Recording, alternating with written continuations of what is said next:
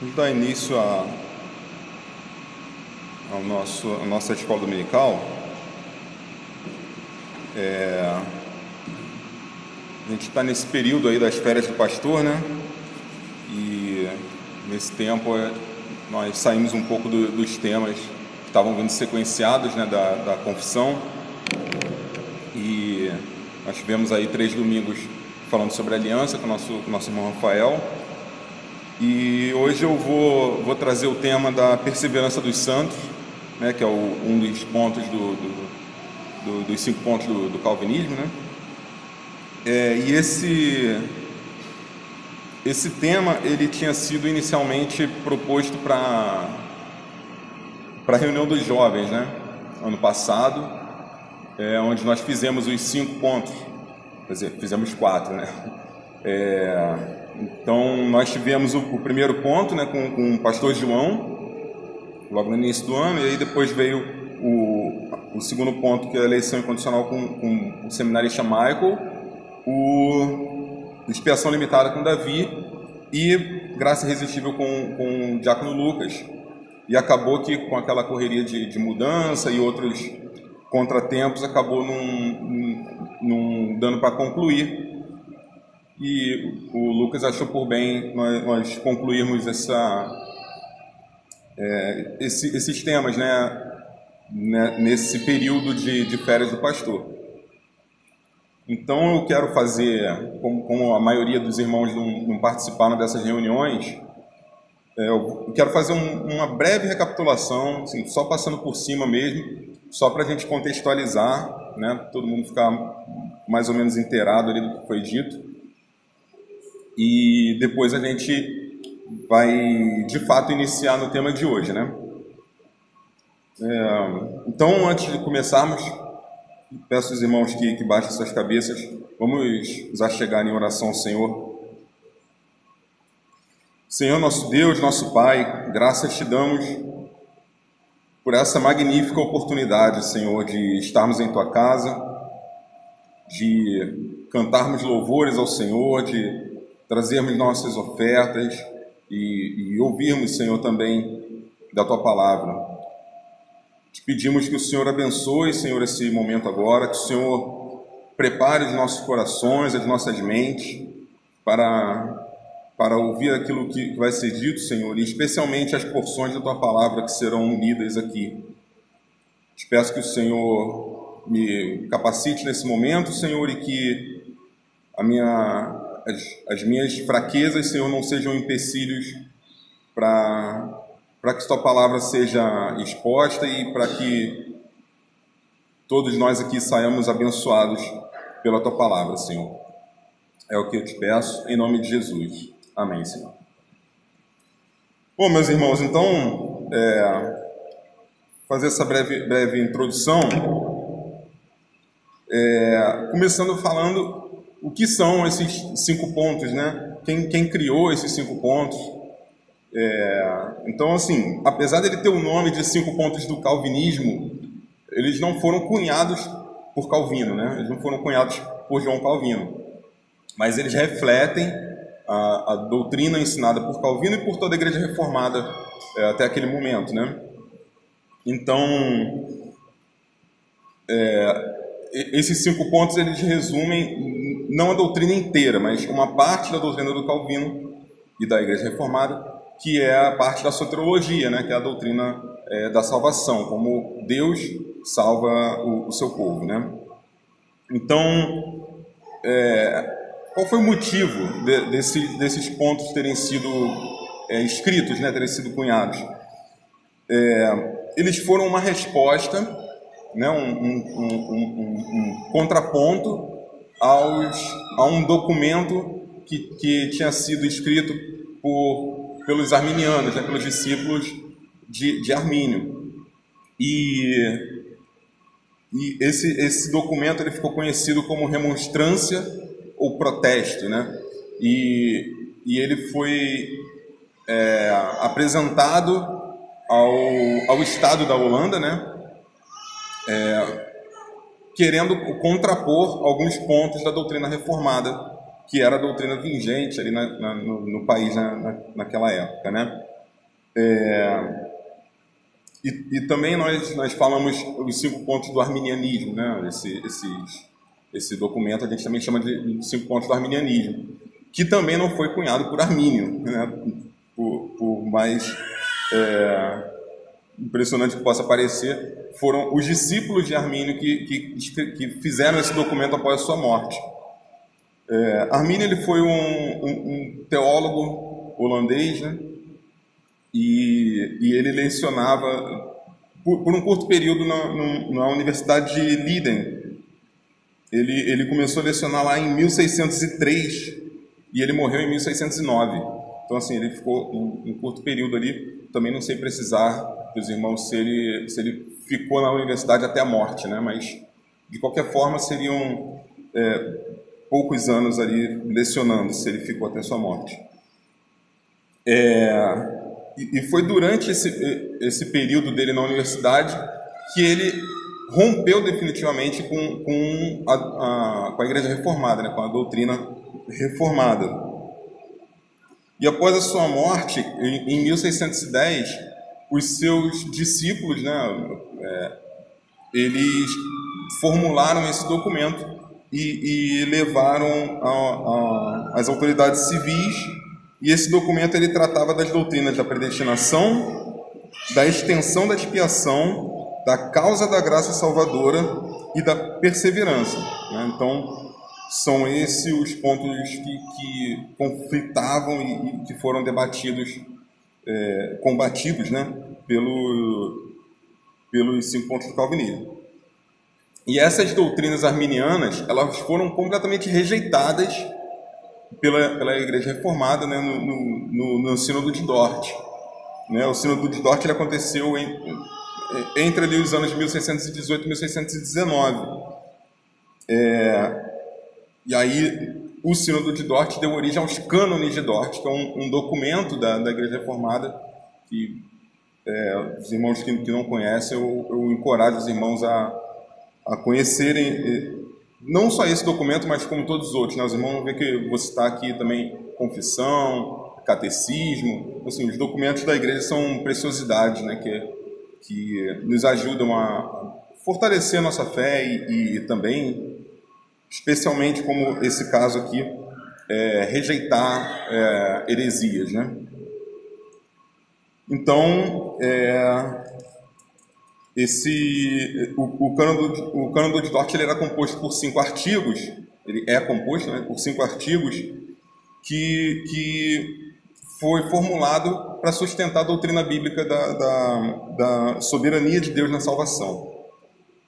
Então, a partir daí a gente foi extraído esses 5 pontos do calvinismo, né? Ele foi fruto desse documento dos cânones de Dort.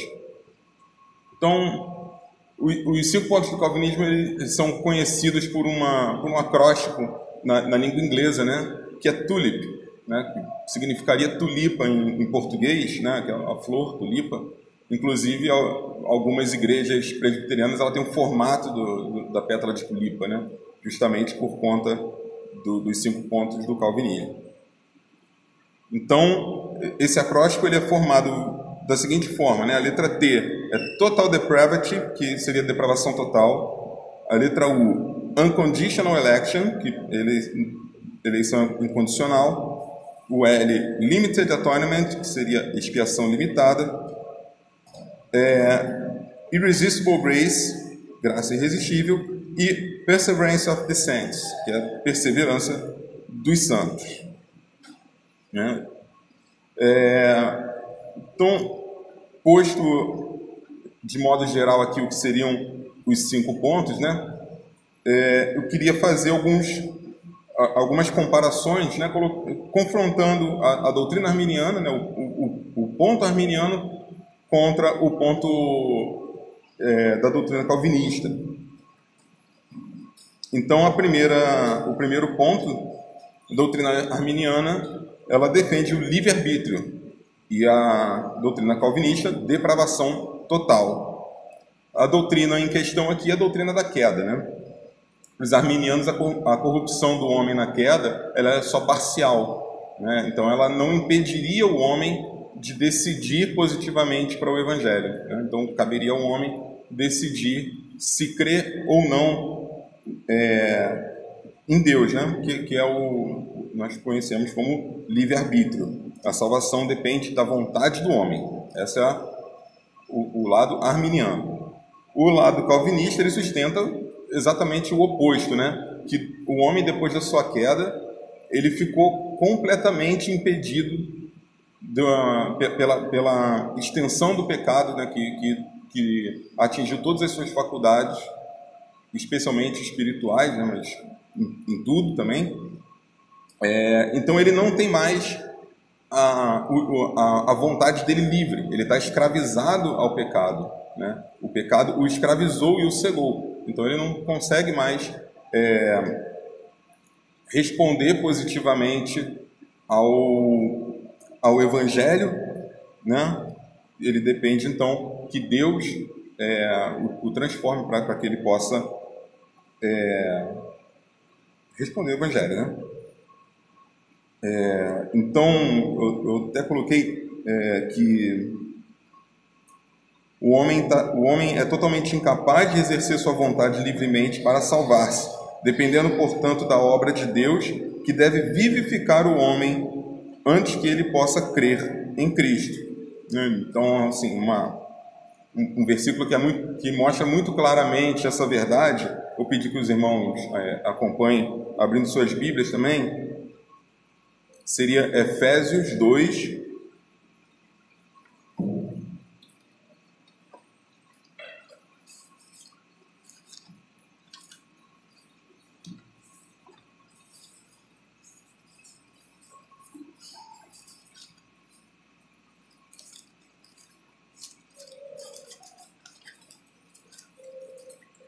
Efésios 2, versículos de 1 a 5.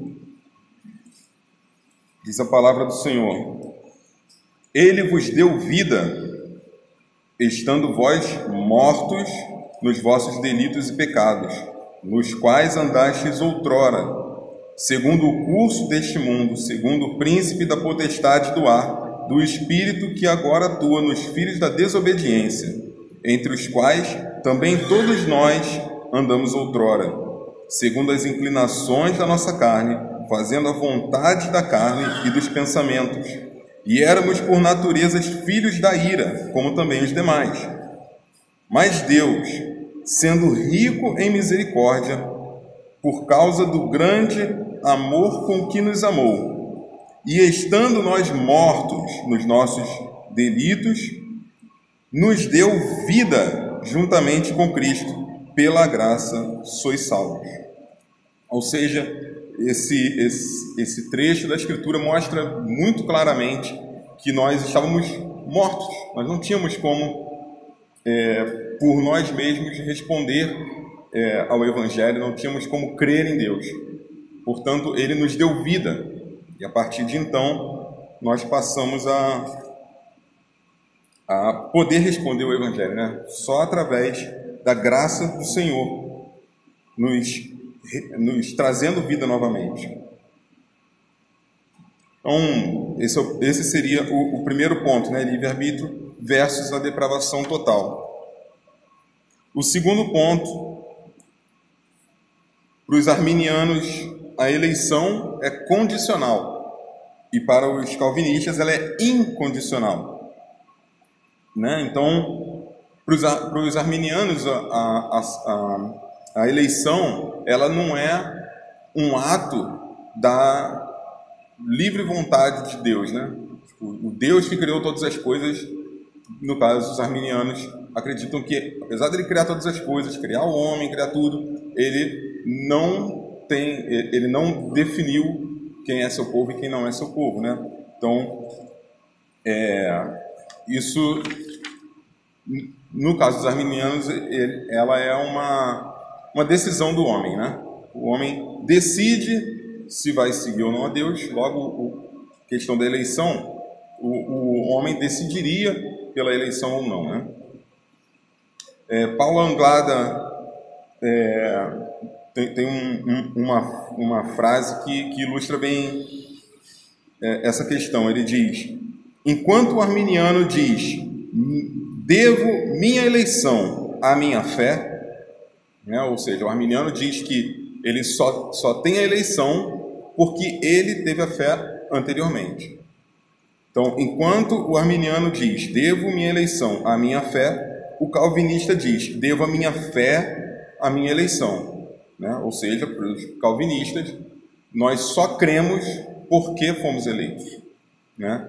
Então, aqui a questão é, quem tem o mérito na eleição? No caso dos arminianos, o mérito está no próprio homem que resolveu crer, né? E para os calvinistas, não, o mérito é todo de Deus, porque o homem não teve participação na eleição, né? Ele só vem a crer porque foi eleito. Então, para o calvinista, quem produz a fé e o arrependimento é Deus, né? Vamos abrir mais uma vez ainda em Efésios 2. Agora nos versículos 8 e 9.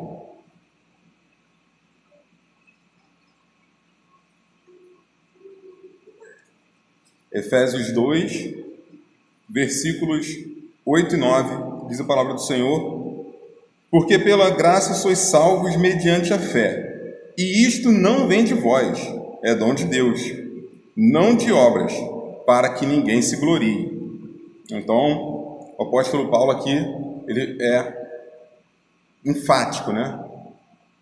Vocês são salvos pela graça, por intermédio da fé, só que essa fé não vem de vós, ela é uma dádiva de Deus, e não é de obras para que ninguém se glorie, logo a glória é de Deus, não do homem. No primeiro capítulo dos cânones de Dort, no seu artigo 9, diz assim: a eleição não se baseia em fé prevista, em obediência da fé, santidade ou de qualquer outra boa qualidade ou disposição que seja a causa ou a condição necessária aos homens para serem eleitos. Ou seja, a eleição não está condicionada à fé, né? Deus não elegeu porque ele preveu que a pessoa creria, né? Como nós lemos aqui em Efésios, né? Os homens, todavia, são eleitos para a fé, para a obediência da fé, para a santidade e etc. A eleição é, portanto, a fonte de todas as virtudes salvadoras, de onde emana a fé, a santidade e os outros dons salvadores. E, por fim, a própria vida eterna, como frutos e efeitos da eleição. É isso que o apóstolo ensina quando diz, assim como nos escolheu nele antes da fundação do mundo. Vamos abrir esse versículo, Efésios 1, 4. Efésios capítulo 1, versículo 4.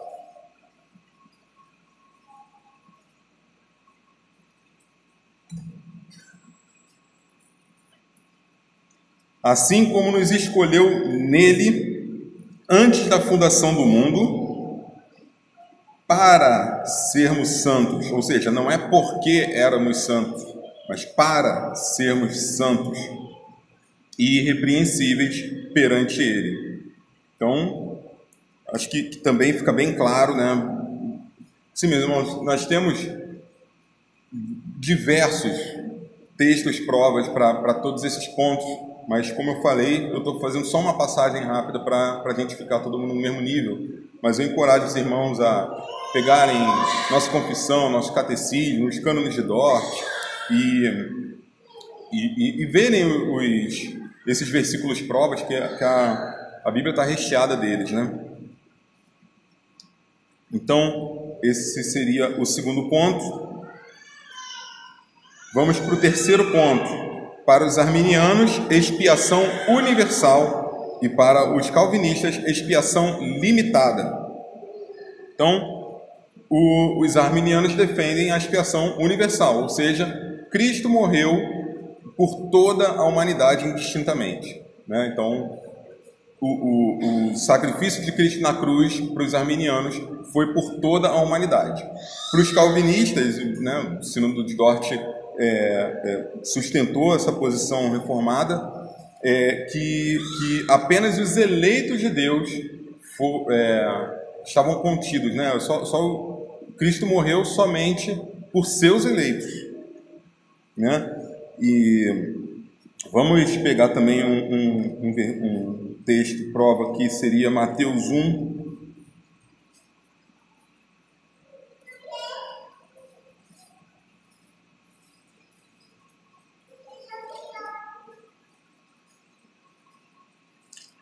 Mateus capítulo 1, versículo 1, que é o anúncio, né, do nascimento de Cristo, né?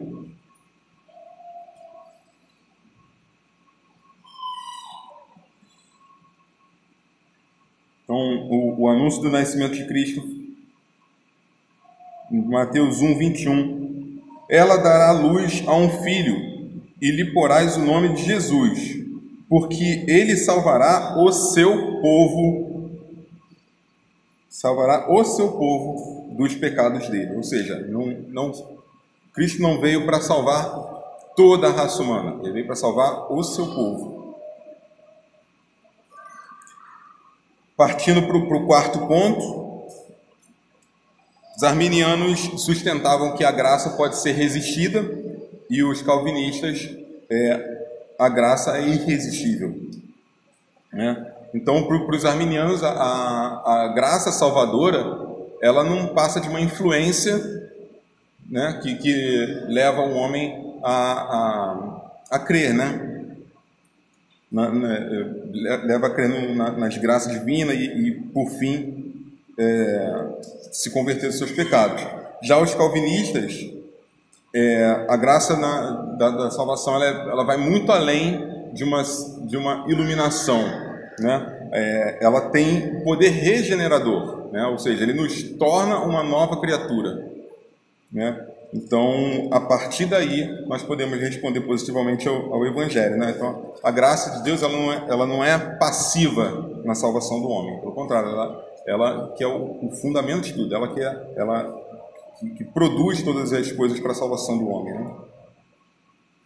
Vamos abrir um texto também que é muito conhecido nosso, que é Ezequiel 36.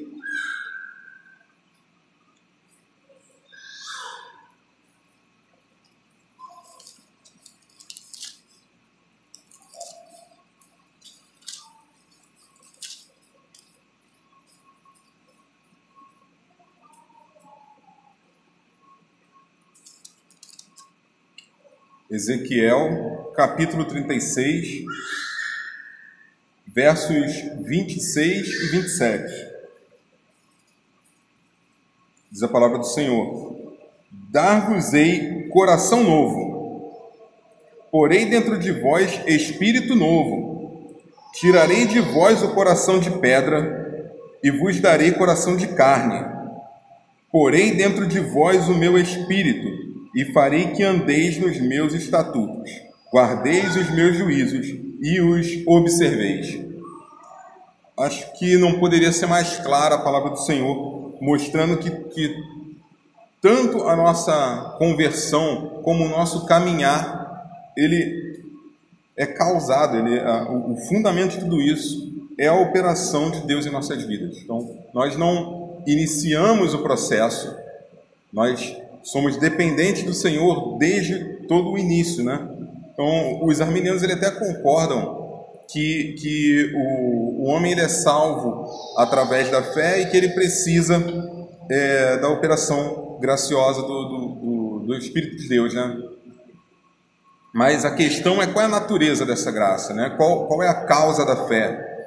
Por que alguns creem, são salvos e outros não, né? Essa graça ela pode ser resistida ou ela é eficaz e não pode de maneira nenhuma ser frustrada, né? Então, para os arminianos, todo homem tem a capacidade de crer e a sua vontade é o único fator determinante, ou seja, todos os homens têm a capacidade de crer. Aqueles que creem, eles decidiram crer. Aqueles que não creem é porque eles não decidiram crer, né? Então, o único fator determinante para os arminianos seria a vontade humana. John Murray, comentando sobre o arminianismo, ele diz: em última instância, a questão da salvação reside na determinação soberana da vontade humana. Então, ou seja, o homem é soberano na sua eleição, né, para os arminianos. E acho que fica óbvio, né, que o calvinismo ele pensa completamente o oposto, né?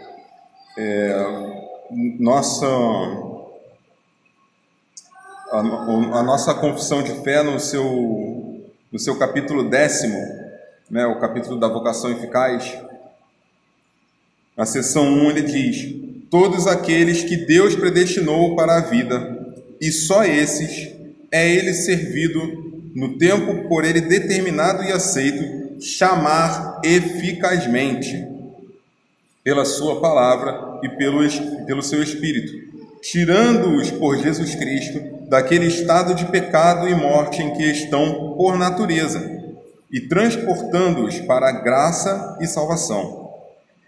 Isto ele faz iluminando os seus entendimentos espiritualmente, a fim de compreenderem as coisas de Deus para a salvação, tirando-lhes os seus corações de pedra e dando-lhes coração de carne, renovando as suas vontades e determinando-as pela sua onipotência para aquilo que é bom, e atraindo-os eficazmente a Jesus Cristo, mas de maneira que eles vêm muito livremente, sendo para isso dispostos pela graça, né? Ou seja, atraindo-os eficazmente, né? Então, não tem como falhar, é eficaz, né?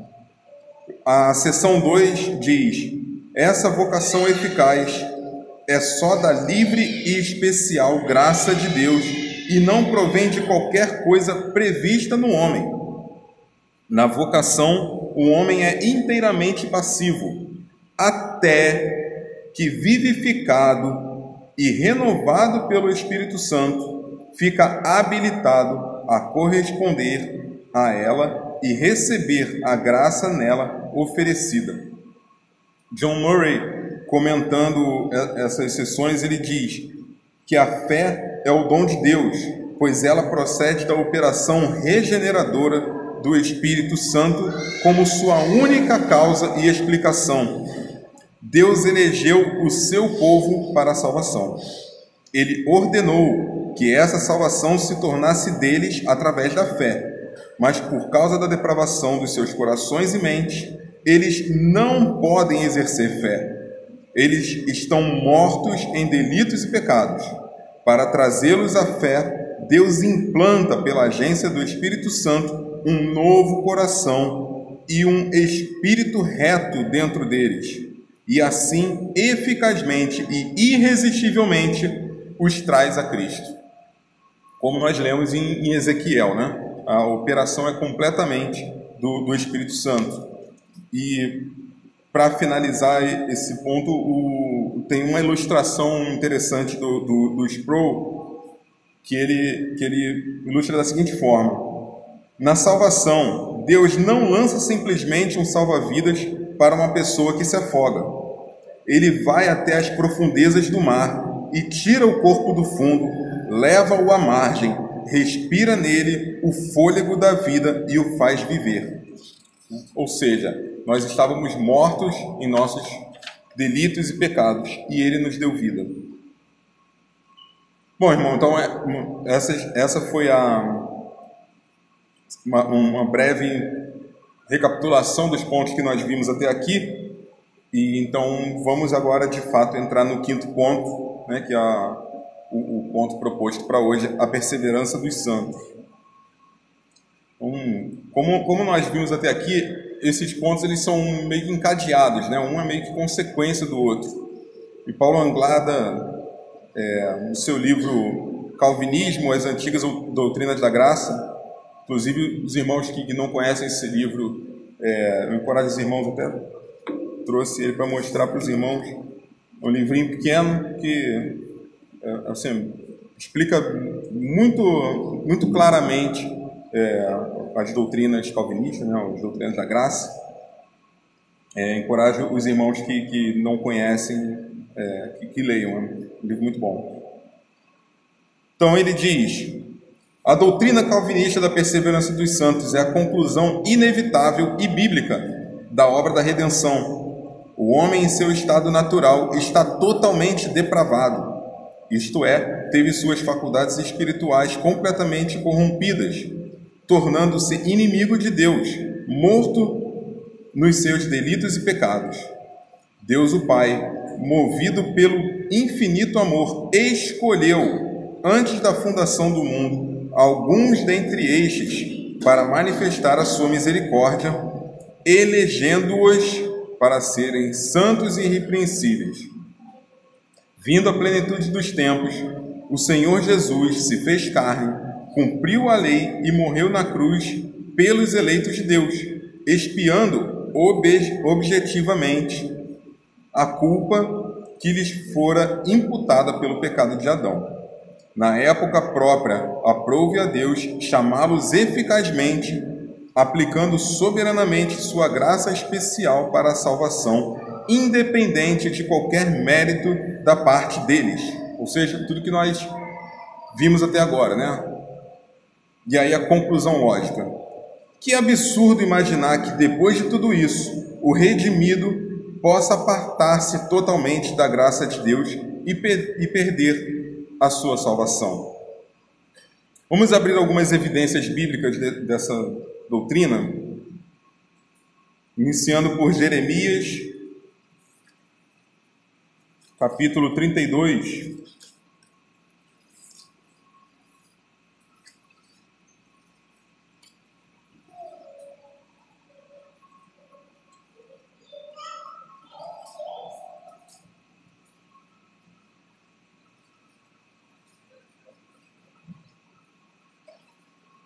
Jeremias, capítulo 32, versículos de 38 a 40. Diz a palavra do Senhor: eles serão o meu povo, e eu serei o seu Deus. Dar-lhes-ei um só coração e um só caminho, para que me temam todos os dias, para seu bem e o bem de seus filhos. Farei com eles aliança eterna, segundo a qual não deixarei de lhes fazer o bem. E porei o meu temor no seu coração, para que nunca se apartem de mim. Então, nós passamos aí 3 domingos vendo sobre o pacto, né, as alianças do Senhor com o seu povo, e acho que isso aqui está bem fresco na nossa memória, né? Que o Senhor que preserva o seu povo, né? Tem a imagem lá dos animais partidos e só o fogo passando pelos dois lados, né? Mostrando que o próprio Senhor garante a sua aliança, né? Então ele fala: porém o meu temor no seu coração, para que nunca se apartem de mim. Vamos abrir uma outra evidência em João capítulo 10,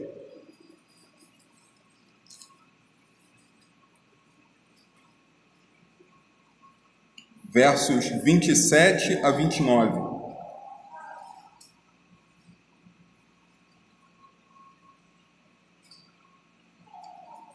João 10, 27 a 29, também uma passagem muito conhecida, né?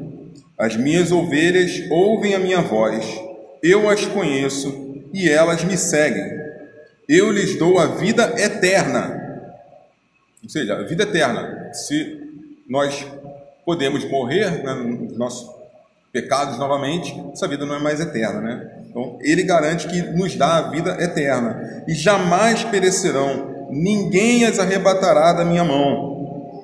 Aquilo que meu Pai me deu é maior do que tudo, e da mão do Pai ninguém pode arrebatar. Vamos voltar um pouquinho em João 6. João capítulo 6, versículos de 39 e 40. E a vontade de quem me enviou é esta, que nenhum eu perca de todos que me deu. Pelo contrário, eu o ressuscitarei no último dia. De fato, a vontade de meu Pai é que todo homem que vir o Filho e nele crer tenha a vida eterna, e eu o ressuscitarei no último dia. A palavra do Senhor é muito clara quanto a essa doutrina. Vamos agora para 1 Pedro.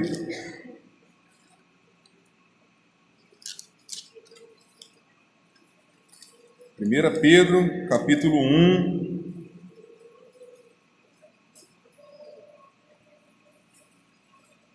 Pedro, capítulo 1, versos 3 a 5.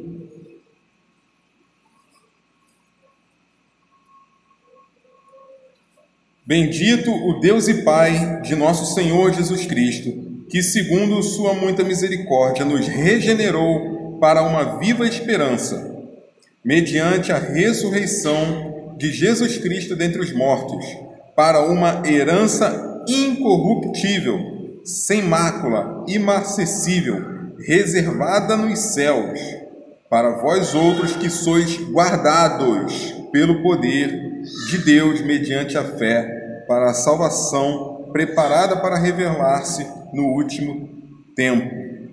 Ou seja, é uma herança incorruptível, reservada nos céus para nós, e nós somos guardados, preservados pelo poder de Deus. Mais uma referência agora em Romanos. Romanos capítulo 8.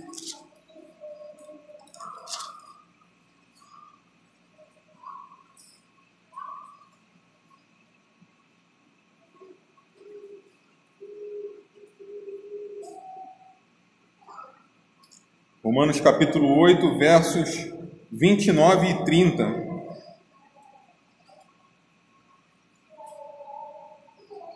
Porquanto aos que de antemão conheceu, também os predestinou para serem conformes à imagem de seu Filho, a fim de que ele seja o primogênito entre muitos irmãos.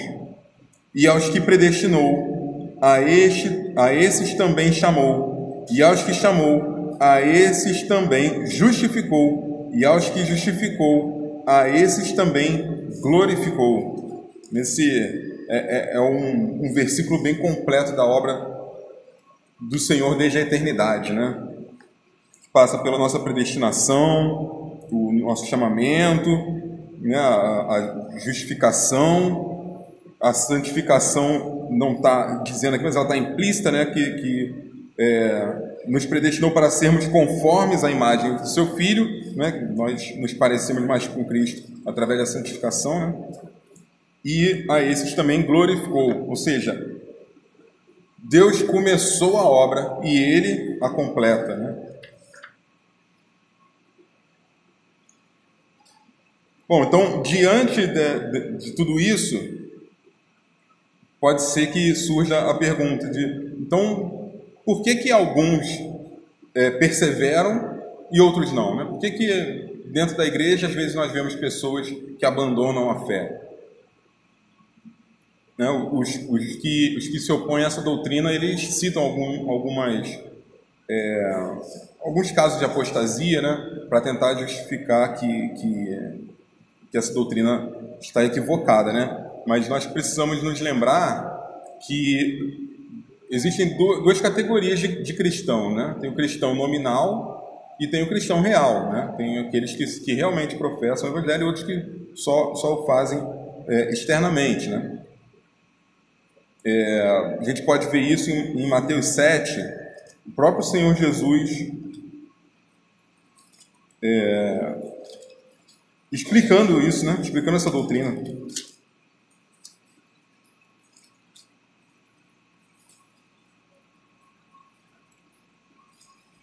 Mateus 7, versículos de 21 a 23, palavras do nosso Senhor. Ele disse: nem todo que me diz Senhor, Senhor, entrará no reino dos céus, mas aquele que faz a vontade de meu Pai que está nos céus. Muitos naquele dia hão de dizer-me: Senhor, Senhor, porventura não temos nós profetizado em teu nome? E em teu nome não expelimos demônio? E em teu nome não fizemos muitos milagres? Então lhes direi explicitamente: nunca vos conheci. Apartai-vos de mim, os que praticais a iniquidade. Então o Senhor Jesus está explicando aqui, né, que terão muitos que farão, inclusive, sinais, né, que talvez pregadores da palavra do Senhor, né, e quando chegar no dia do juízo, que estiver diante do Senhor, o Senhor vai falar: apartai-vos de mim, nunca vos conheci. Vocês praticam a iniquidade, né? O nosso catecismo maior... Oi?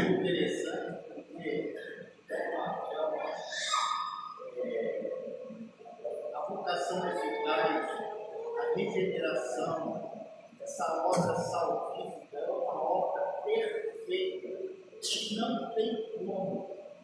Se você entende que ela é perfeita, Deus é perfeito na sua ação. Você vê o texto-chave aí que você leu, que é Ezequiel 32.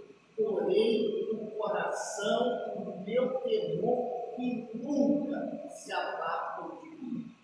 É uma afirmação da Escritura. E isso é muito, assim, uma linha tênue, que às vezes eu debato sempre nessa questão.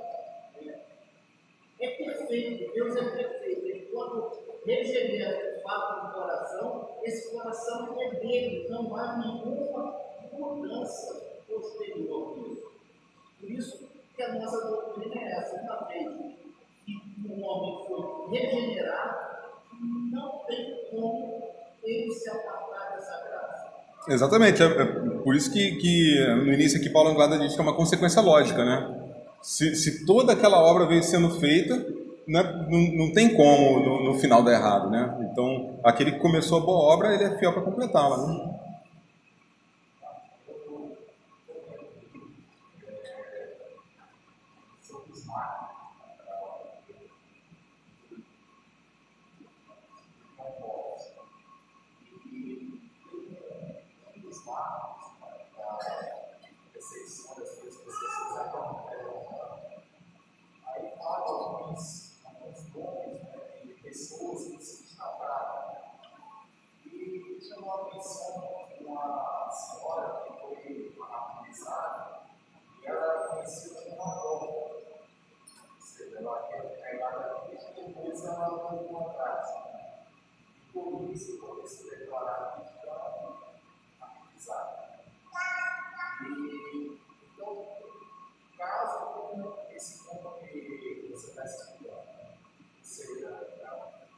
Não necessariamente aquilo que se vê externamente, de fato, é o que tem o conhecimento. Esse conhecimento, essa certeza, somente Deus tem. A gente vê os frutos, mas não tem como observar claramente esse conhecimento. Por isso tem aquela passagem que fala do joio e do trigo, né? Eles, quando estão crescendo ali, são muito similares. Você não consegue distinguir quem é quem, né? Então, deixa crescer, e aí com os frutos você vai saber quem é joio e quem é trigo, né? Mais ou menos por aí.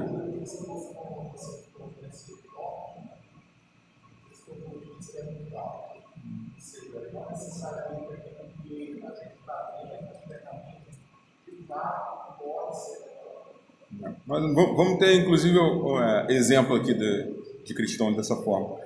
Então, o nosso catecismo maior, na pergunta 61, mais uma vez, encoraja os irmãos a conhecer os nossos documentos, né, os documentos da igreja. São preciosidades, né, para nós. Catecismo maior, pergunta 61.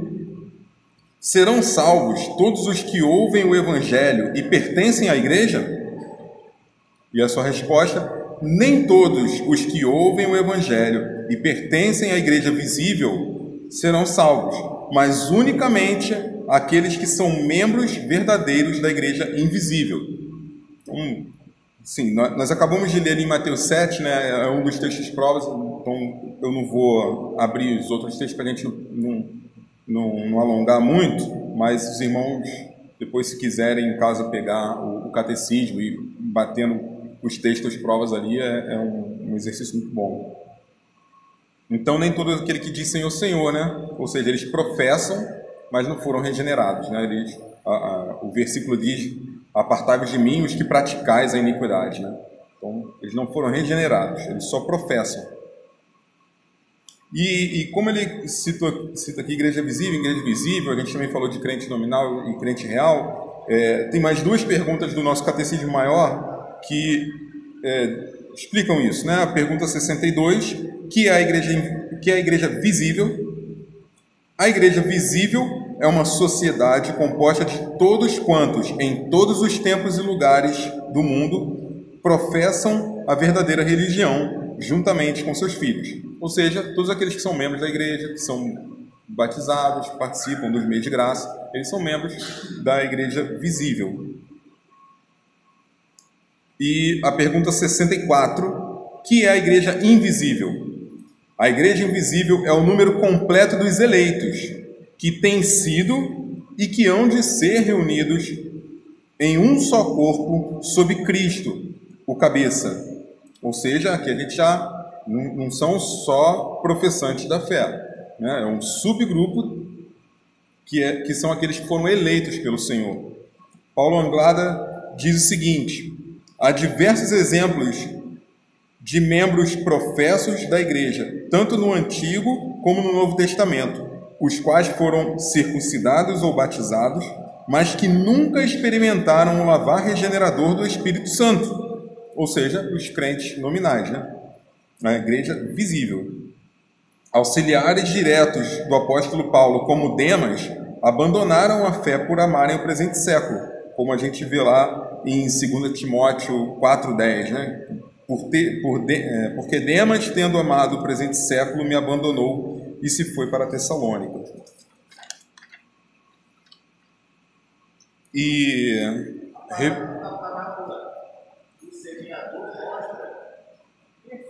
Exato. É um outro texto de prova, né? Quando ela cai em boa terra, fala que ela vai frutificar sempre. Exatamente. E também fala dos nominais, né? Aqueles que não criam raízes, né? Ele vai explicar a questão da palavra a palavra, você não tem raiz, a fascinação do mundo, que é o caso de Demas, aí, que é o presente céu. Exato. Então, vamos abrir mais uma vez a palavra do Senhor em 1 João. 1 João, capítulo 2, verso 19, também eu acho bastante claro, e eu vou, conforme nós formos lendo, eu vou fazendo algumas aspas aqui na leitura do texto, né? 1 João 2, versículo 19.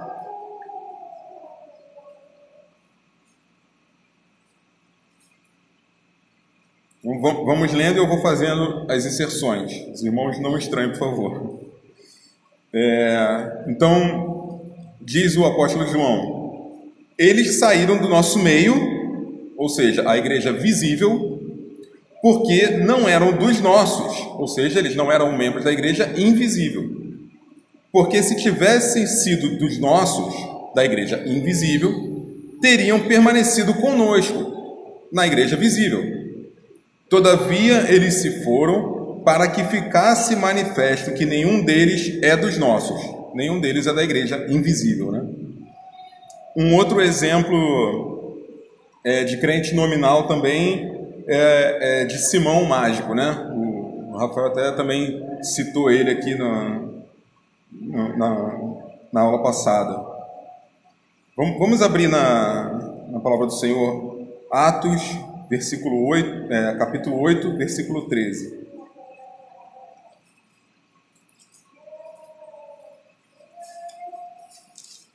Atos 8.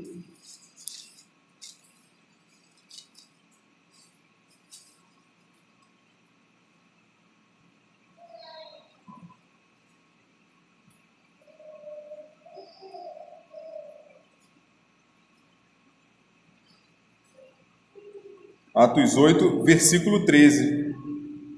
O próprio Simão, que é o Simão o mágico, né? O próprio Simão abraçou a fé.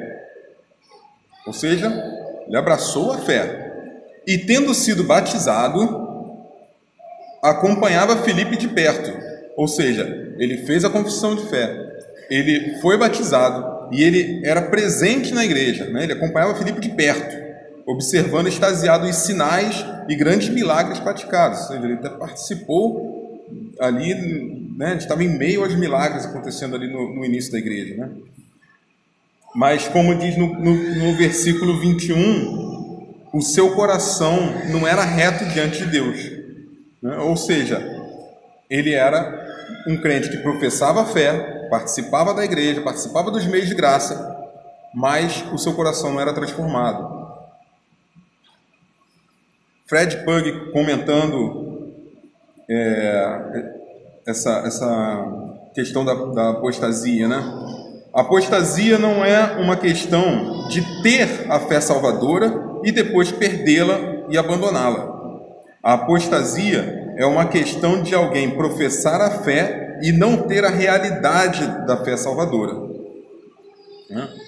John Owen faz um silogismo da seguinte forma: ele estabelece a base aqui em João 10, 28, que nós já lemos, né?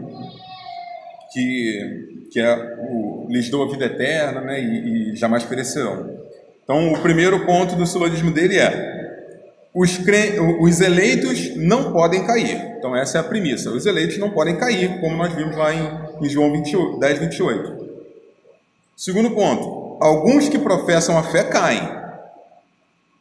E o terceiro ponto, que é a conclusão lógica: portanto, esses que professam a fé e caem não são crentes eleitos. Por quê? Porque o eleito não pode cair, né? Como nós vimos nas palavras do próprio Senhor Jesus. Bom, então, vamos abrir a palavra do Senhor em 1 Coríntios.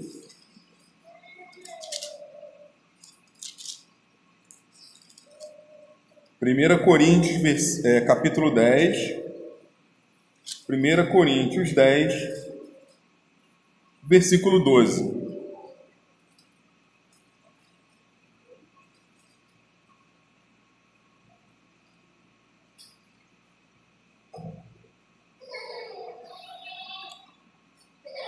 Coríntios 10, 12: aquele, pois, que pensa estar em pé, veja que não caia. Então, se nós acabamos de ver que os eleitos não podem cair, por que a palavra do Senhor nos dá advertências como essas, né? Essa advertência, essa e várias outras, né? As advertências que a palavra nos dá, elas servem para nos fazer perceber a nossa fraqueza, né? Nossa total dependência do Senhor, né? Então, e assim, também nos deixar humildes, né? Sabendo que não é a força do nosso braço que nós perseveramos, né? Paulo Anglada, falando sobre essa questão, ele diz, né, da questão das advertências, né? Ele diz: por um lado, são meios que Deus usa para fazer com que os salvos perseverem. Por outro, servem para deixar indesculpáveis os himeneus e filetos que se misturam com o povo de Deus. Como a gente estava comentando agora da questão do joio e trigo, né? Se mistura o povo de Deus. Quando o calvinista afirma a doutrina da perseverança dos santos, ele não quer dizer que isso será feito de modo automático e sem o uso de meios. Não. Embora o crente seja guardado pelo poder de Deus para a salvação, Deus usa meios para alcançar o seu objetivo. que é apresentar-nos santos e irrepreensíveis diante dele. A palavra, a oração, a comunhão, o exercício da disciplina cristã, tudo isso coopera para o objetivo final, para que o objetivo final seja infalivelmente alcançado. Assim como o arrependimento e a fé são os meios pelos quais a salvação é aplicada ao coração dos eleitos, pela ação soberana do Espírito Santo, daí as exortações ao arrependimento e fé, assim também a exortação alertando o homem para que não se aparte de Deus ou não caia, são o meio, a graça, o livramento, que o Espírito Santo usa poderosamente para fazer com que o eleito persevere na salvação. Estas advertências se constituem em estímulos à humildade, à vigilância, à diligência e à dependência da graça de Deus. Ou seja, as advertências bíblicas, elas nos estimulam a buscar os meios de graça, a perseverar na oração, na comunhão dos santos, no estudo da palavra, na pregação, nos estimula a buscar a santificação, sem a qual ninguém verá o Senhor. Então, as advertências bíblicas, elas fazem parte do livramento de Deus na vida dos eleitos. Ainda lá em 1 Coríntios 12, 13, agora, vamos ler até o 13. Aquele, pois, que pensa estar de pé, veja que não caia. Não vos sobreveio tentação que não fosse humana, mas Deus é fiel e não permitirá que sejais tentados além das vossas forças. Pelo contrário, juntamente com a tentação, vos proverá livramento, de sorte que a possais suportar. Ou seja, a advertência do Senhor, ela serve para nos confortar, para nos fortalecer, para nos manter humildes e para nos fazer perseverar nos meios de graça. Mas e para os crentes nominais? Os crentes nominais, essas advertências, elas servem para deixá-los indesculpáveis, Eles estão sendo instruídos e não seguem, Então eles são indesculpáveis perante o Senhor.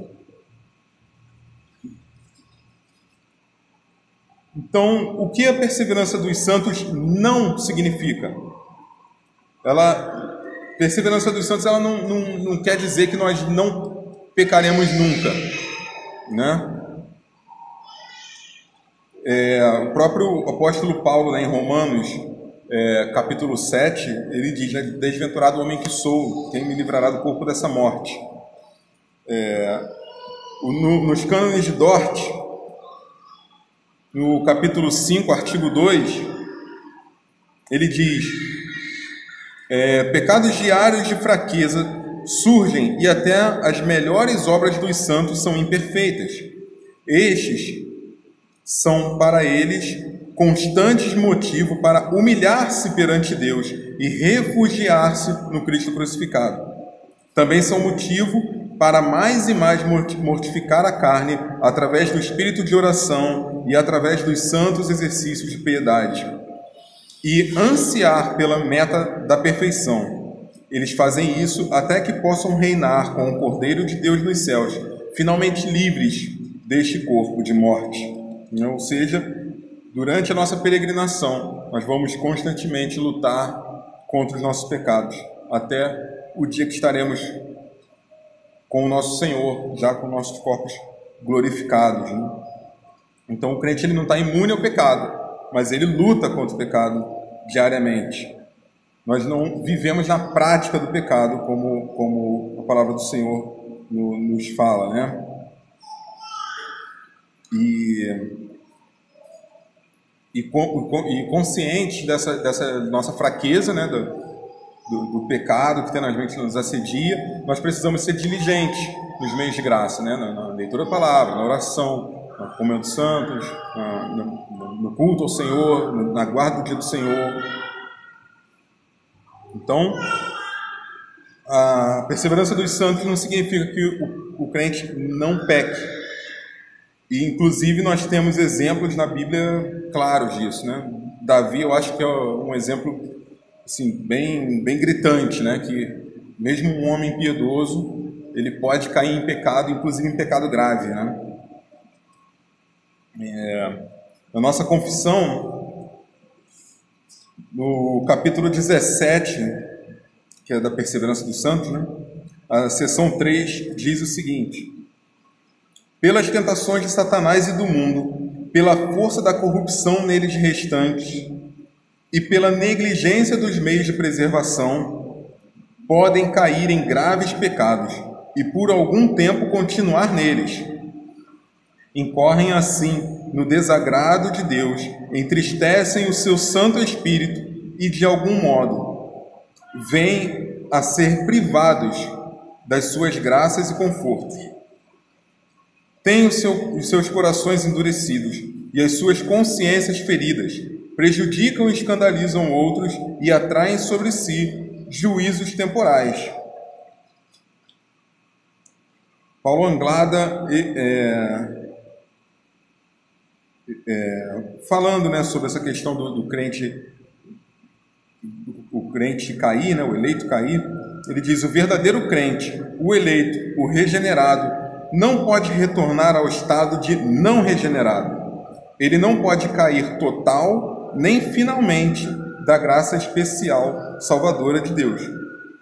Por esse mesmo motivo, nós temos o exemplo no próprio Davi, né, que ele caiu e ele se humilhou perante o Senhor, e ele foi restaurado. Por mais que ele tenha sofrido as consequências do pecado, né, que ele cometeu, mas ele foi reconciliado com o Senhor, né? Ele não caiu totalmente, nem finalmente, como nós vimos aqui no comentário do Paulo Anglada. Ele usou uma parágrafo inteira da perseverança do santo. Isso.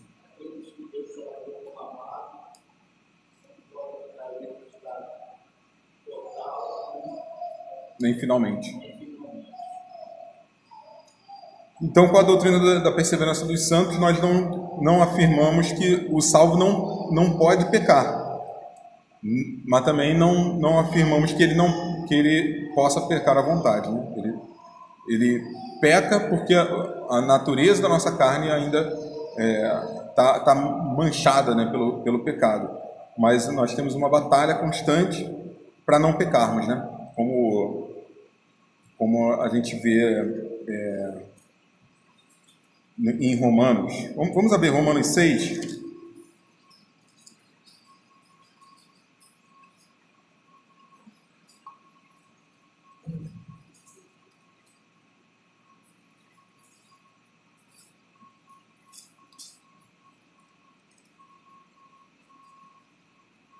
Então, Romanos 6, verso 14.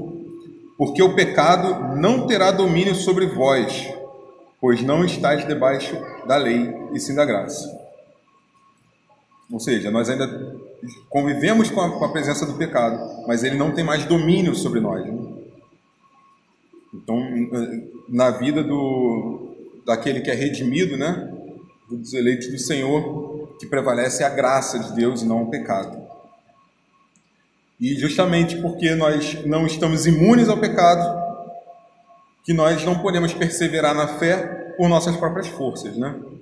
Então, por que nós perseveramos? Por que os santos perseveram? Por causa da fidelidade de Deus. Como diz em Filipenses, capítulo 1. Vamos abrir Filipenses, capítulo 1.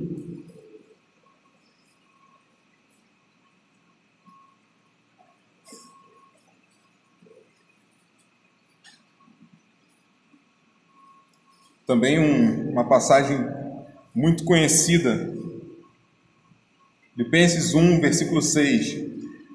Estou plenamente certo de que aquele que começou a boa obra em vós há de completá-la até ao dia de Cristo Jesus. Ou seja, a obra que foi iniciada na eternidade por Deus, ela será completada, ela chegará ao fim.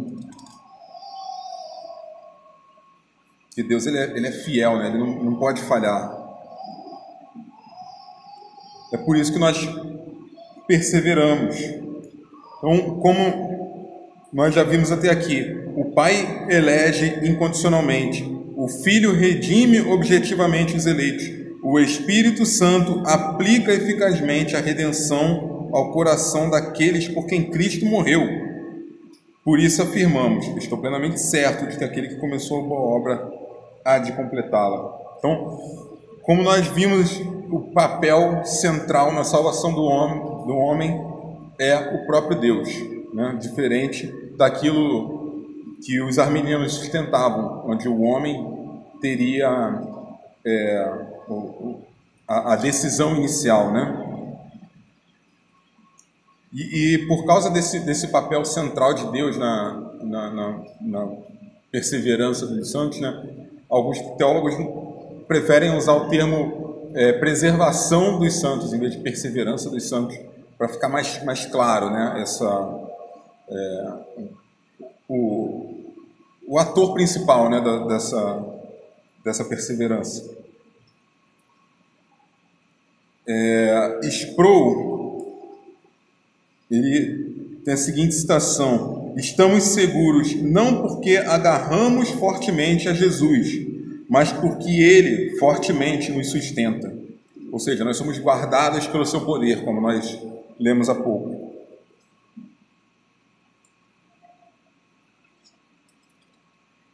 A pergunta 79 do nosso catecismo maior, apresenta o seguinte: não poderão os crentes verdadeiros cair do estado de graça em razão das suas imperfeições e das muitas tentações e pecados que os surpreendem?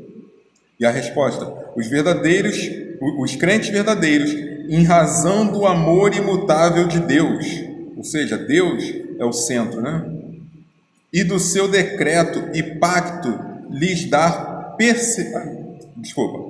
e do seu decreto e pacto de lhes dar perseverança, da união inseparável entre eles e Cristo, da contínua intercessão de Cristo por eles e do Espírito e semente de Deus permanecendo neles, nunca poderão total e finalmente cair do estado de graça, mas são conservados pelo poder de Deus mediante a fé para a salvação. Então, eu gostaria de me deter agora nessa questão da intercessão de Cristo, né, pelos seus eleitos. O nosso catecismo maior, na pergunta 55,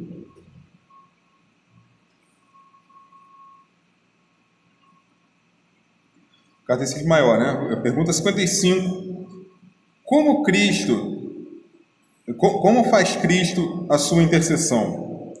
Cristo faz a sua intercessão apresentando-se em nossa natureza continuamente perante o Pai no céu, pelo mérito da sua obediência e sacrifício cumpridos na terra, declarando ser a sua vontade que seja aplicado a todos os crentes, respondendo a todas acusações contra eles, adquirindo-lhes paz de consciência, não obstante as faltas diárias, dando-lhes acesso com confiança ao trono da graça e aceitação das suas pessoas e serviço.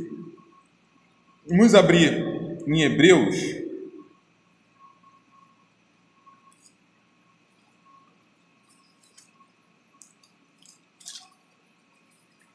Hebreus capítulo 7.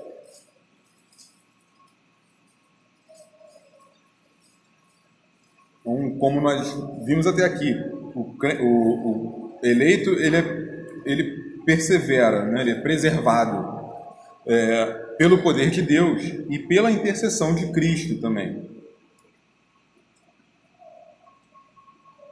Hebreus 7, 25. Por isso também pode salvar totalmente os que por eles se achegam a Deus, vivendo sempre para interceder por eles. Então fica clara aqui a conexão, né, entre a intercessão de Cristo e a perseverança dos santos, do seu povo.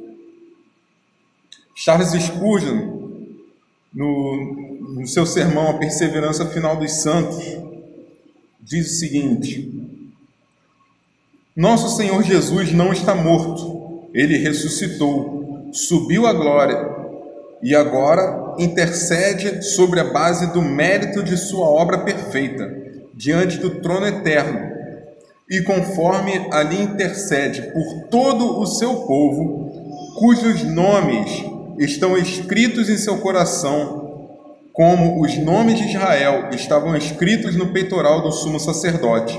Sua intercessão salva seu povo até o fim. Vamos ver alguns exemplos da intercessão de Cristo. Iniciando por Lucas, capítulo 22.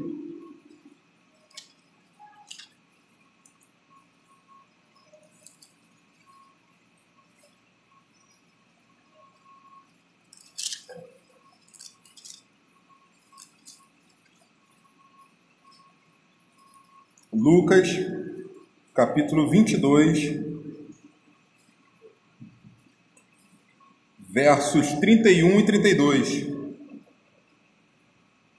Jesus falando com Pedro: Simão, Simão, eis que Satanás vos reclamou para vos peneirar como trigo. Eu, porém, roguei por ti, para que tua fé não desfaleça. Tu, pois, quando te converteres, fortalece os teus irmãos. Ou seja, acho que é muito clara aqui a intercessão de Cristo, né? Pedro, apesar de ter caído, né, como nós falamos, a perseverança não quer dizer que o eleito ele não vai cair nunca, mas ele caiu, se arrependeu e se reergueu, né? E foi preservado pela intercessão de Cristo. Spurgeon, ainda no seu sermão Perseverança Final dos Santos, ele diz: a intercessão de Cristo não salva seu povo das provas, nem das tentações, nem de ser sacudido de cima para baixo como trigo na peneira, nem tampouco salva de uma certa medida de pecado ou dor, mas sim salva da apostasia total. Pedro foi conservado, e ainda que ele tenha negado o Senhor, isso foi somente uma exceção à grandiosa regra de sua vida. Pela graça prosseguiu seu caminho, mas não somente neste momento, mas muitas outras vezes, mesmo que tenha pecado, tinha um advogado junto ao Pai, Jesus Cristo, o justo. Como nós lemos em 1 João 9, vamos abrir 1 João 9, desculpa, 1 João 1, versículo 9, até o capítulo 2, versículo 1, né?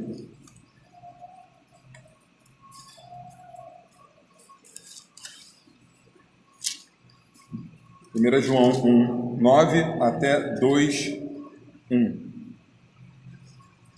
Se confessarmos os nossos pecados, Ele é fiel e justo para nos perdoar os pecados e nos purificar de toda injustiça.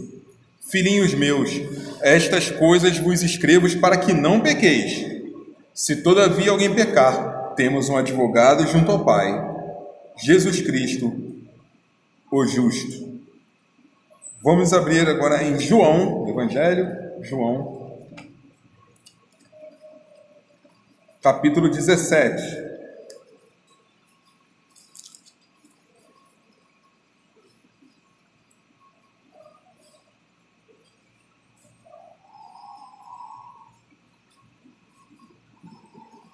João, capítulo 17, verso 12, diz: Quando eu estava com eles, guardava-os no teu nome, que me deste, e protegi-os, e nenhum deles se perdeu, exceto o filho da perdição, para que se cumprisse a Escritura. Ou seja, o Senhor Jesus guarda o seu povo.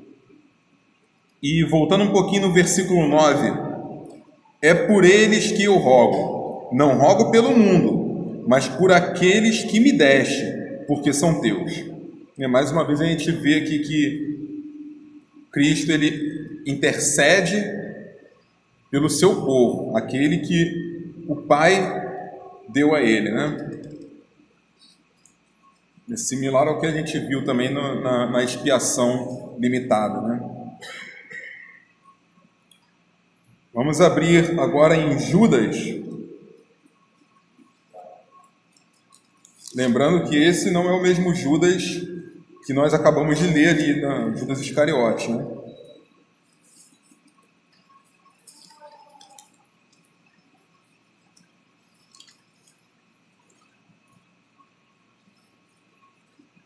Nosso irmão Alexandre já deu spoiler ali, Judas 24 e 25.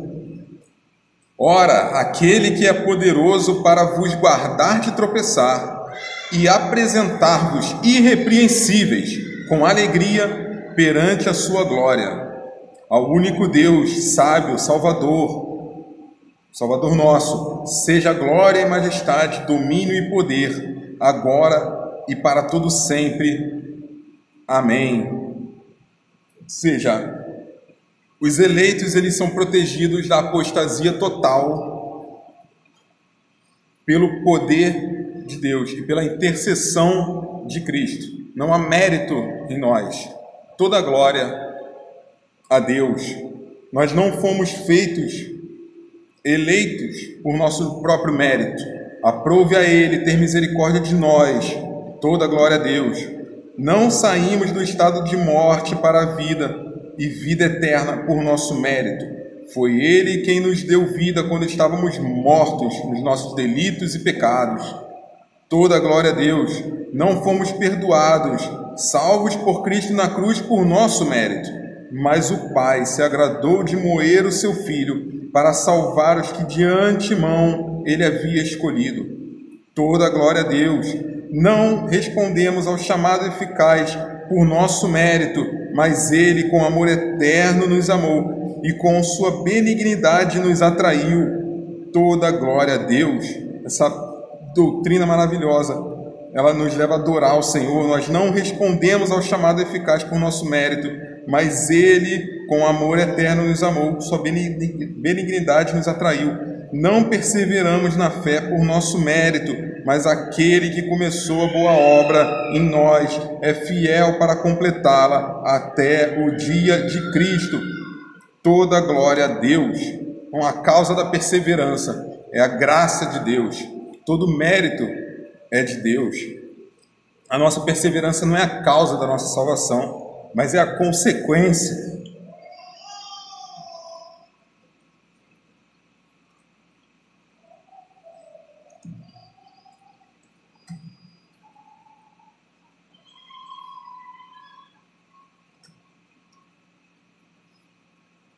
O amor de Deus nos constrange, meus irmãos.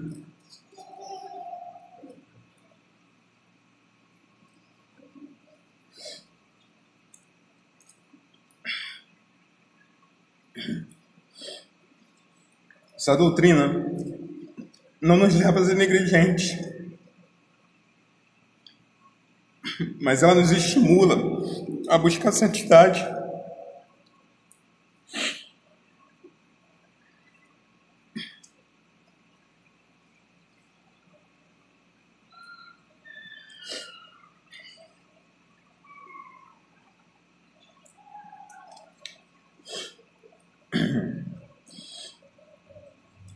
Também, meus irmãos,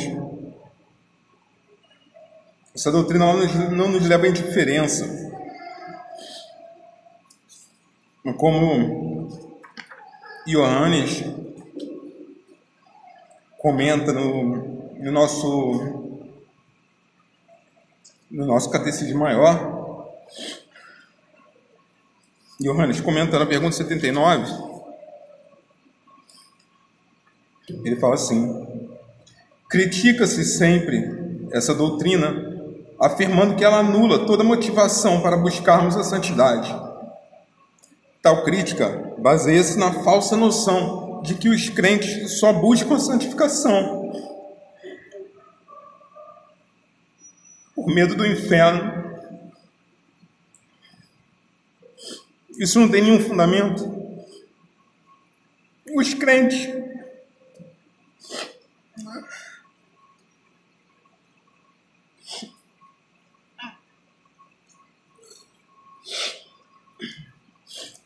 que nela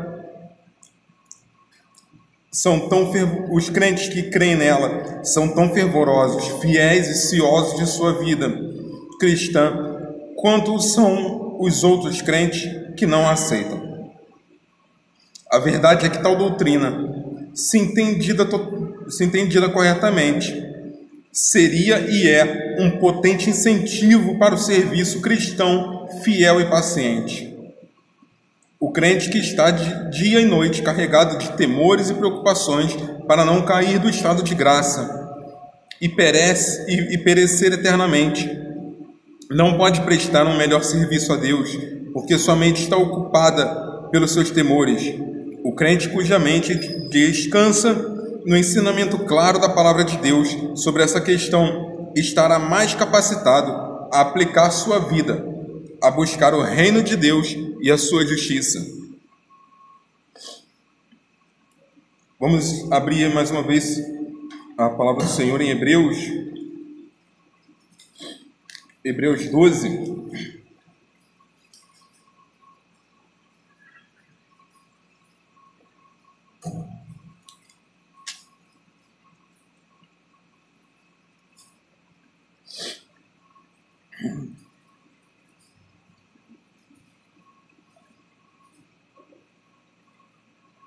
Hebreus 12, versículo 1 e 2. Portanto, também nós, visto que temos a rodear-nos tão grande nuvem de testemunhas, desembaraçando-nos de todo o peso e do pecado que tenazmente nos assedia, corramos com perseverança a carreira que nos está proposta, olhando firmemente para o autor e consumador da fé, Jesus, o qual, em troca da alegria que lhe estava proposta, suportou a cruz, não fazendo caso da ignomínia, e está assentado à destra do trono de Deus. Quando percebemos as nossas fraquezas, quando caímos em pecado, nós devemos nos aproximar do trono da graça, confiante na intercessão do nosso Senhor. Em Hebreus 4,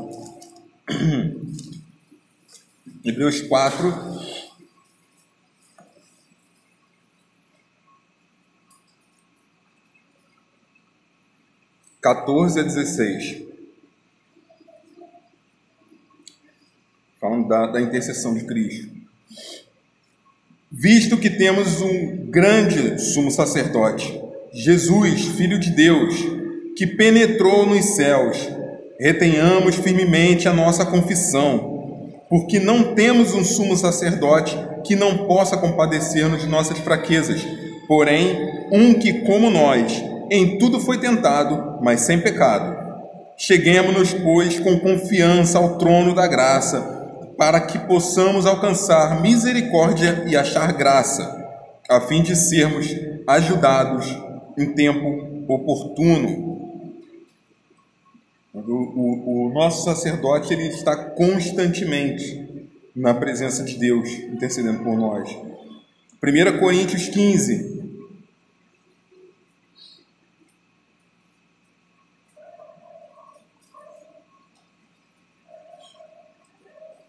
Primeira Coríntios 15, versos 57 e 58.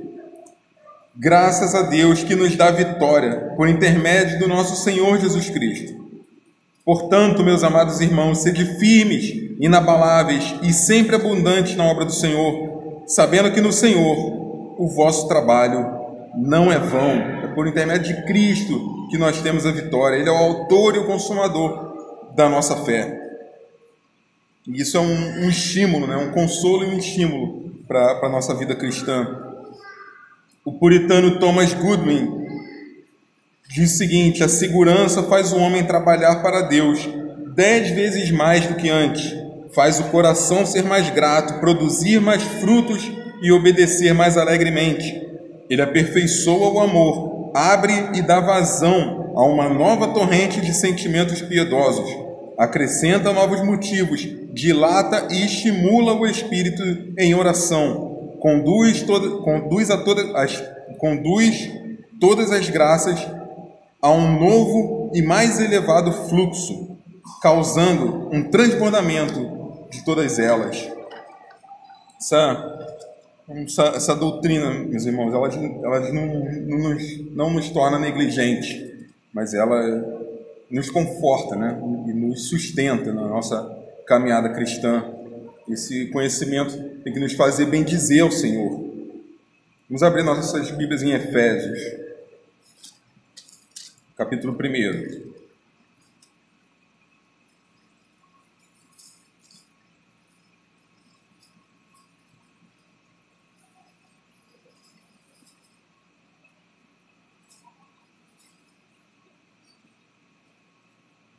Efésios capítulo 1.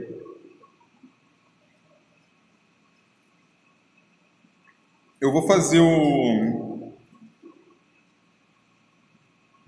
comentário aqui que eu separei. Então, vamos ler todo do capítulo, Efésios capítulo 1. Vamos ler de versículo 3 até o 23. E depois eu faço os comentários, para a gente já ter em mente os versículos.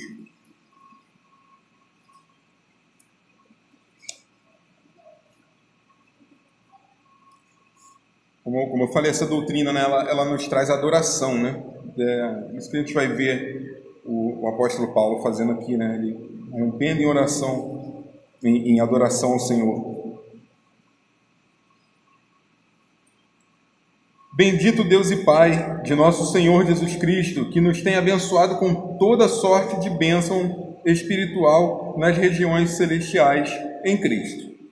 Assim como nos escolheu nele antes da fundação do mundo, para sermos santos e irrepreensíveis perante ele, e em amor nos predestinou para ele, para a adoção de filhos, por meio de Jesus Cristo, segundo o beneplácito de sua vontade, para louvor e glória de sua graça, que ele nos concedeu gratuitamente no amado, no qual temos a redenção pelo seu sangue, a remissão dos pecados, segundo a riqueza da sua graça, que Deus derramou abundantemente sobre nós, em toda a sabedoria e prudência, desvendando-nos o mistério da sua vontade, segundo o seu beneplácito que propusera em Cristo, de fazer convergir nele, na dispensação da plenitude dos tempos, todas as coisas, tanto as do céu como as da terra. Nele, digo, no qual fomos também feitos herança, predestinados segundo o propósito daquele que faz todas as coisas conforme o conselho da sua vontade, a fim de sermos para louvor da sua glória. Nós, os que de antemão esperamos em Cristo, em quem também vós, depois que ouvistes a palavra da verdade, o evangelho da vossa salvação, tendo nele também crido, fostes selados com o Santo Espírito da promessa, o qual é o penhor da nossa herança, até ao resgate da sua propriedade, em louvor da sua glória.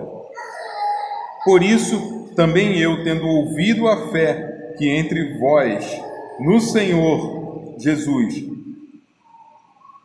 por isso também eu, tendo ouvido que há entre vós, que a fé que há entre vós no Senhor Jesus e o amor para com todos os santos, não cesso de dar graças por vós, fazendo menção de vós nas minhas orações, para que o Deus de nosso Senhor Jesus Cristo, o Pai da glória, vos conceda espírito de sabedoria e de revelação no pleno conhecimento dele, iluminados os olhos do vosso coração, para saberdes qual é a esperança do seu chamamento, qual a riqueza da glória da sua herança nos santos, e qual a suprema grandeza do seu poder para com os que cremos, segundo a eficácia da força do seu poder, o qual exerceu ele em Cristo, ressuscitando-o dentre os mortos e fazendo-o assentar à sua direita nos lugares celestiais, acima de todo principado e potestade, e poder e domínio, e de todo o nome que se possa referir, não só no presente século, mas também no vindouro. E pôs todas as coisas debaixo dos pés, e para ser o cabeça sobre todas as coisas, deu à igreja, a qual é o seu corpo, a plenitude daqueles que a tudo enche em todas as coisas.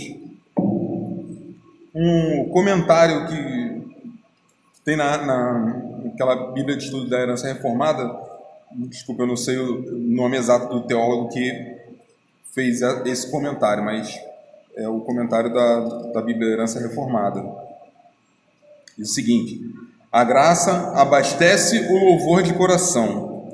Se seu coração é lerdo quanto ao alvo para o qual fomos feitos, o que mais você precisa é da maravilhosa graça do Deus Trino aos pecadores. Medite nesse capítulo, Efésios 1. Depois, assegure-se de separar tempo para buscar a sua face e cantar seus louvores. O Evangelho aguça nosso apetite por Deus. Tome a adoração de Paulo neste capítulo e torne-a sua oração por você mesmo e por outros crentes. Encoraje seu coração com a glória da graça divina para desejar conhecê-lo melhor. Ore fervorosamente pelo espírito de sabedoria e de revelação para receber mais iluminação sobre as riquezas de Cristo. Então, nós lemos aqui esse capítulo maravilhoso onde Paulo elenca, praticamente tudo que nós falamos aqui, e a atitude dele é adoração ao Senhor. Então, essa doutrina, ela não nos leva a ser negligente, não nos leva a sermos omissos, mas nos leva a buscarmos ao Senhor e adorar o seu nome também por essa doutrina maravilhosa, porque nós somos preservados pelo seu poder e pela intercessão de Cristo. Vamos orar, meus irmãos.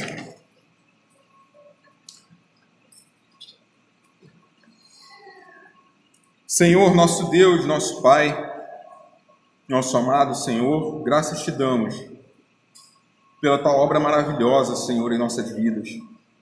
Obrigado, Senhor, porque aprove o Senhor, desde antes da fundação do mundo, separar aqueles que seriam teu povo, Pai, e os deu ao nosso Senhor Jesus Cristo, que na plenitude dos tempos se fez carne, habitou entre nós, viveu uma vida sem pecado e se ofereceu como sacrifício em favor de nós, pecadores.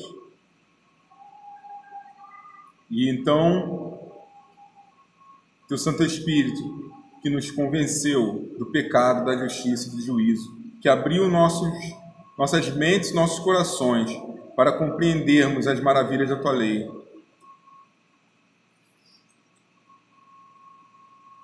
E nos trazer de volta a tua presença, nos trazer de volta ao trono da graça, por intermédio de Cristo, nosso Senhor, qual intercede por nós e não deixará que nenhum daqueles que são teus se percam. O Senhor tenha misericórdia de nós, Pai, e que possamos, como falamos agora aqui no final, ao contemplar essas verdades, Senhor, sermos levados à adoração, a glorificar o teu santo nome por essa obra maravilhosa. Que o Senhor nos abençoe, Pai. Que o Senhor perdoe os nossos pecados e que nos faça cada dia mais parecidos com Cristo, para a honra e glória do teu santo nome. Amém, Senhor.